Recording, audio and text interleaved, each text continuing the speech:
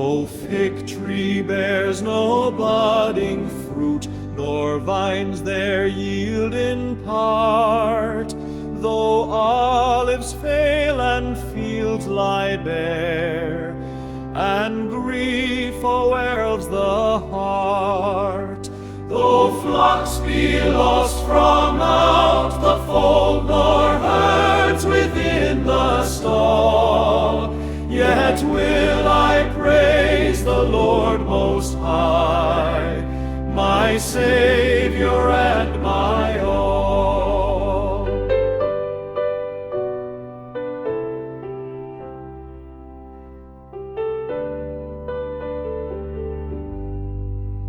In Him my soul shall joyful rest, though all my comforts cease.